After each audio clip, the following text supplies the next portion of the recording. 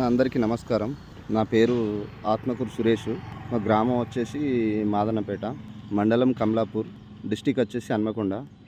నేను చెప్పే విషయం ఏంటంటే 2025 రెండో నెలల 18 తారీఖు రోజు అసిన్పత్ నుంచి వెళ్ళి ఒక 10-11 మంది వచ్చి మా ఇంటి మీద దాడి చేస్తారన్న.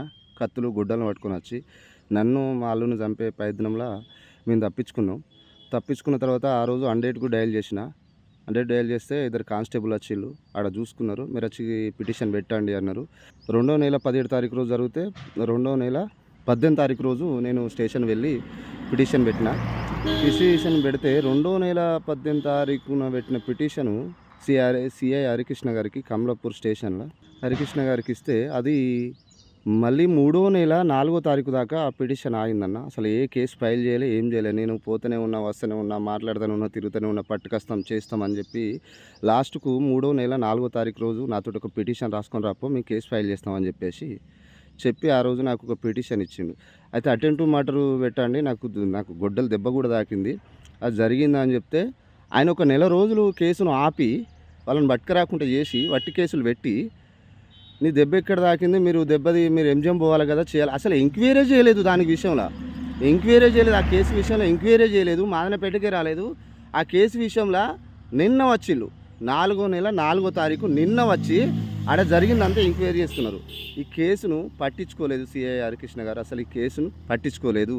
ఈ కేసు జరిగింది ఎప్పుడు రెండో నెల 17 తారీఖు జరిగితే ఇప్పటి వరకు కూడా ఆ కేసును పట్టించుకోలేదు. మామూలుగా వచ్చింది 9-11 మంది వచ్చిళ్ళు, ముగ్గురు మీద పెట్టినాం. ఆ ముగ్గురు పట్టుకొస్తే మిగతా వాళ్ళు కూడా వస్తారు, వాళ్ళ పేర్లు మాకు పూర్తిగా తెలియదని ముగ్గురు పేర్లు, ముగ్గురు మొబైల్స్ నంబరు, వాళ్ళ ఇంటి పేరుతో సహా చెప్పినాం. ఫోటోలు కూడా ఉన్నాయి, వీడియోలు కూడా ఉన్నాయి నా దగ్గర, అన్నీ ఉన్నాయి. ఇవన్నీ ఉన్నాక కూడా కేసును పట్టించుకోలేదు. మామూలు కేసులు పెట్టి వాళ్ళను కేసులో అంటే నీరు గార్చిండు కేసును. నాకు అర్థమవుతుంది. అందుకే నేను సోషల్ మీడియా ద్వారా నేను చెప్పాలనుకుంటా, కమలాపూర్ పోలీస్ స్టేషన్కు పోతే న్యాయం జరుగుతుందని నేనే చెప్పేది ఒకప్పుడు.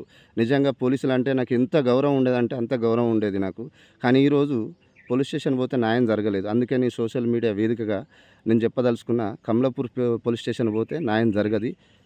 నేను క్లియర్గా చెప్తున్నా. ఇది సిపి దగ్గర దాకా పోవాలని కోరుకుంటానా. నేను ఇప్పుడు ఆధారాలు గుట్లు అన్నీ పెడతా. నాకు ప్రాణభయం ఉంది. నేను ఇంట్లో వండలేకపోతున్నా.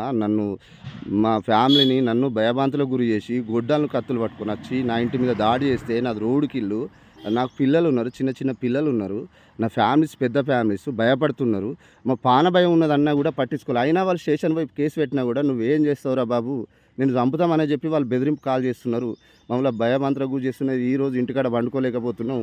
ఆ విషయం సిఐ గారికి కూడా నేను చెప్దామంటే ఎంత చేసినా ఈ కేసును పట్టించుకోలేదు కూడా. నేను ఏం కేసు పెట్టినాను కూడా నేను ఇప్పుడు మీకు వాట్సాప్లో పెడతాను. నేను నాకు ఇచ్చిన రిసిప్ట్ ఏంది, ఏం పెట్టిన అనేది.